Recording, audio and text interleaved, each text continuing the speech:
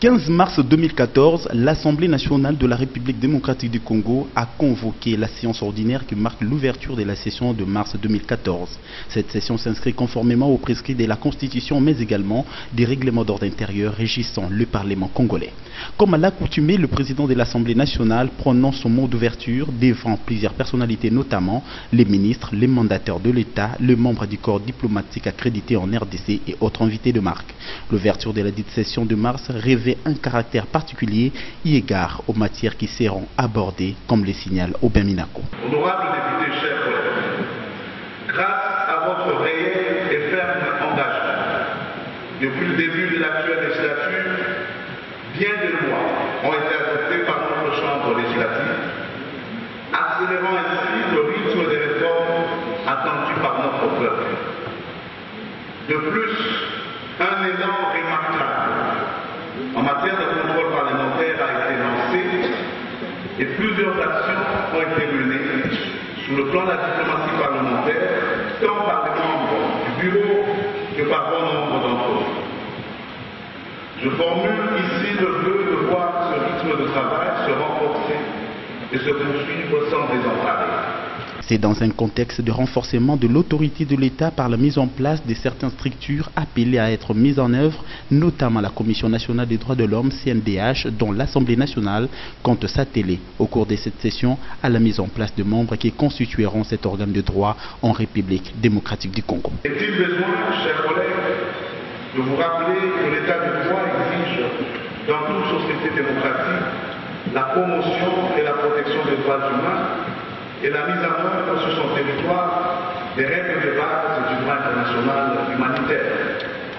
À cet égard, notre Parlement a entrepris d'importantes réformes législatives et a notamment adopté la loi organique portant organisation et fonctionnement de la Commission nationale des droits de l'homme que le président de la République a promulguée en date du 21 mars 2013. Cette autre institution d'appui à la démocratie jouera à coup sûr un rôle central dans la protection et la promotion des droits humains dans notre pays, surtout en cette période de consolidation de la paix, après un conflit armé caractérisé notamment par des graves violations des droits de l'homme et des règles de base suscitées du droit international humanitaire, commis dans la partie est de la République démocratique du Congo.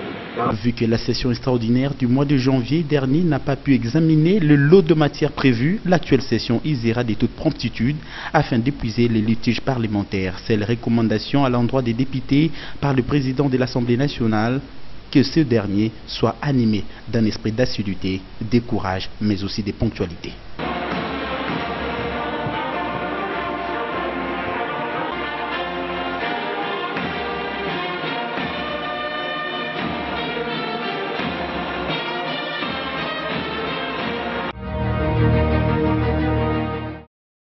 La session de mars 2014 qui s'ouvre à ce jour au Parlement congolais a naturellement obéi à la tradition parlementaire congolaise. Juste après un mois qui sépare la clôture de la session extraordinaire à l'ouverture de la dite session de mars, celle-ci s'annonce du reste voluminée. Quelques députés nationaux, après avoir auditionné les discours d'ouverture de cette session prononcés par le président de leur chambre, n'ont pas manqué de réagir. En ayant suivi le discours du président de l'Assemblée, j'ai retenu qu'on aura beaucoup de lois à travailler cette session. Il y a même des révisions de certaines lois qui étaient sorties mais qui sont revenues, comme la loi sur la femme. Et bon, nous allons traiter la loi sur la décentralisation, sur les hydrocarbures. Et donc c'est une session vraiment bien costaud. Il me semble que les matières les plus importantes et essentielles, c'est la révision, l'examen et l'adoption d'une nouvelle loi électorale. La loi électorale doit s'adapter aux contingences actuelles. Nous devons organiser les élections à la fin de l'année ou bien au début de l'année 2015, mais il faut doter la CENI de cet arsenal juridique afin de permettre à celle-ci d'organiser ces élections. Est-ce Aubin Minaku a-t-il ciblé l'essentiel dans son discours par rapport à l'urgence politique qui attend la République? Oui, je crois qu'il a dit en gros beaucoup de choses qui reflètent l'agenda de l'Assemblée nationale.